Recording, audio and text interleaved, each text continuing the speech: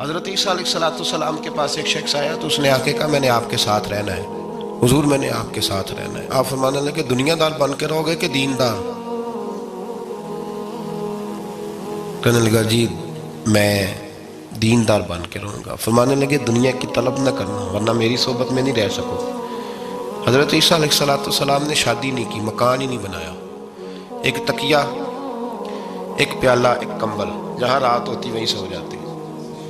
ایک دن ایک شخص کو دیکھا کہ وہ نا ڈھلان بنی ہوئی تھی، پتھر کی پہاڑ تھوڑی سی ڈھلان بنی ہوئی تھی تو نیچے لیٹا ہوا ہے۔ آپ نے کمبل بھی صدقہ کر دیا، کہنے لگے آج کے بعد جہاں ڈھلان بنے گی وہاں سو جائیں گے، کمبل کی ضرورت ہی کوئی نہیں۔ کچھ دنوں کے بعد ایک شخص کو دیکھا کہ وہ اپنے ہاتھ کا تکیہ بنا کے سویا ہوا ہے، تکیہ بھی خیرات کر دیا، کہنے لگے اس کے بغیر بھی گزارا ہو سکتا ہے۔ کچھ دنوں کے بعد دیکھا کہ ایک آدمی چلو میں پانی پی رہا ہے، پیالہ بھی اللہ کے راستے میں دے دیا، کہنے لگے چل جائے گا کام اس کے بغیر۔ پر میں دنیا دار بن کے نہ آنا، کہنے لگا نہیں صاحب میں دیندار بن کے آؤں گا۔ جناب عیسیٰ علیہ السلام نے رکھ لیا۔ آپ پہلے دن ہی کہنے لگے چل آجا روٹی کھا لیں، 3 روٹیاں منگائیں، اس کو ساتھ بٹھایا، فرمانے لگے میں تو ایک کھاؤں گا، تو کتنی کھائے گا؟ کہنے لگا جی میں بھی ایک ہی کھاؤں گا۔ ایک روٹی اس نے کھا لی، ایک آپ نے کھا لی، تیسری روٹی چھوڑ کے جناب عیسیٰ علیہ السلام دریا کنارے وضو کرنے چلے گئے۔ واپس آئے تو روٹی کوئی نہیں تھی۔ اللہ کے نبی تھے، جان گئے۔ رب کریم کا بندہ بھی جان جاتا ہے۔ اقبال کہتے ہیں اولیاء کیا ہیں جواسی سلول قلوب، کہتے ہیں رب کے ولی کو ٹٹولا نہ کر، وہ تو دلوں کے حال بھی جانتا ہے۔ انہیں ٹٹولا نہ کر، غبار آلود سمجھ کر حقارت سے نہ دیکھ ان کو، انہی کی ٹھوکروں سے سلطنت بنتی بگڑتی ہے۔ اور اقبال کہتے ہیں نہ تیغ و تیر میں نہ لشکر و سپاہ میں، نہ تیغ و تیر میں نہ لشکر و سپاہ میں، کہتے ہیں نہ تلوار میں نہ تیر میں نہ لشکر میں نہ فوجوں میں، نہ تیغ و تیر میں نہ لشکر و سپاہ میں ہے، جو بات مرد قلندر کی بارگاہ میں ہے، جو بات مرد قلندر کی بارگاہ میں۔ تیسری روٹی کدھر ہے؟ کہنے لگا حضور مجھے نہیں پتا۔ فرمانے لگے تجھے پتا ہے پر تو بتا نہیں رہا۔ کہنے لگا مجھے تیسری روٹی کا پتا۔ حضرت عیسیٰ علیہ السلام ایک ہرنی جا رہی تھی، اس کے ساتھ 2 بچے تھے، آپ نے ایک بچہ پکڑا، اس کو ذبح کیا، لکڑی جلائی، اس کو بھونا، اس کو بھی کھلایا، خود بھی کھایا، ہڈیاں جمع کر دی۔ جب وہ ہڈیاں اس پہلو کو ذرا سمجھیے گا، جب کھا بیٹھے ہڈیاں جمع، وہ ہرنی بھی کھڑی ہے اور دوسرا بچہ بھی کھڑا ہے، ایک بچہ ذبح کر کے کھا لیا، دوسرا کھڑا ہے۔ جب پیٹ بھر لیے وہ بھی ڈکار لینے لگا سامنے، تو حضرت عیسیٰ علیہ السلام ہڈیوں سے کہنے لگے چلو اٹھ جاؤ اللہ کے حکم سے۔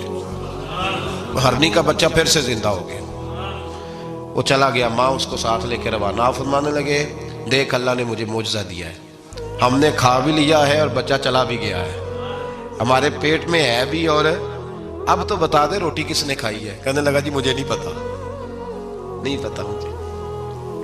حضرت عیسیٰ علیہ السلام اس کو ساتھ لے کے بڑھے تو دریا کے اوپر، پانی کے اوپر پیدل چلنے لگے، دریا پار کر گئے۔ فرمانے لگے تو پانی پہ چلتا رہا ہے، سارا پانی کراس کر گیا ہے تو ڈوبا نہیں، اب بتا دے روٹی کس کے پاس ہے؟ کہنے لگا نہیں پتا، مجھے پتا۔ اللہ اکبر، کیا خوب لفظ کہہ گئے سجادہ نشین حضرت پیر میرا علی شاہ صاحب رحمت اللہ علیہ، بے قدراں کچھ قدر نہ جاتی، کھیتی خوب تسلی ہو، اے دنیا دار پجاری زردے کتے اندے گل ٹلی ہو۔ سارا دریا اتنا بڑا دیکھتے ہیں لوگ جو آتے ہیں نا درویشوں کے پاس، بڑے رنگ دیکھتے ہیں پر بدلتے نہیں، رنگ بڑے دیکھتے ہیں پر اپنے آپ کو تبدیل، او 5 فقیروں کسے نہیں مارے آئے ہوئی چور اندر دا ہو، دیکھتے بڑا کچھ ہے بدلتے نہیں۔ نہ بدلا، حضرت عیسیٰ کہنے لگے منوا کے میں بھی چھوڑوں گا، تو مانے گا۔ آپ نے نا ریت کٹھی کی، ریت 3 حصوں میں ریت جمع کر لی اور پھر اس پر کچھ پڑھ کے پھونکا تو وہ سونا بن گئی۔ 3 ڈھیریاں تھی ریت کی، پھونکا تو سونا بن گئی۔ آپ فرمانے لگے یہ سونا تیرا، ایک ڈھیری تیری، ایک میری، اور تیسری اس کی جس نے تیسری روٹی کھائی ہے۔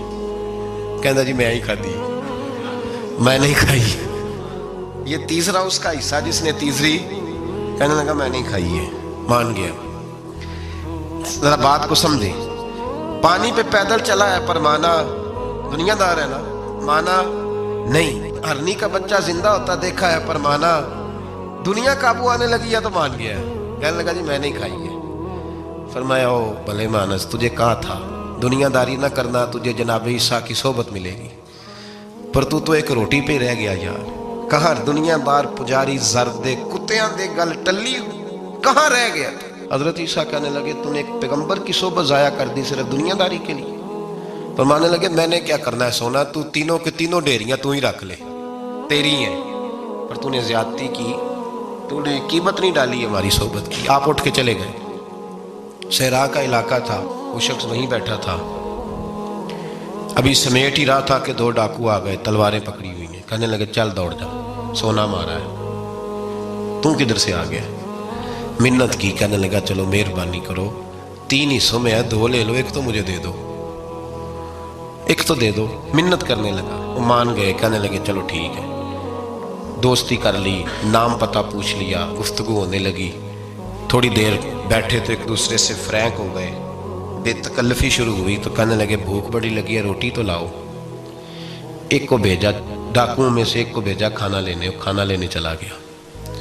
اب یہ دونوں پیچھے رہ گئے، ایک وہ روٹی کھانے والا اور ایک ڈاکو. تو آپس میں کہنے لگے یار یہ تیرا پوچھتا ہے وہ روٹی کھانے والا، تیرے اس کے ساتھ کیا تعلق ہے؟ کچھ بھی نہیں، ڈاکو سجن ہے.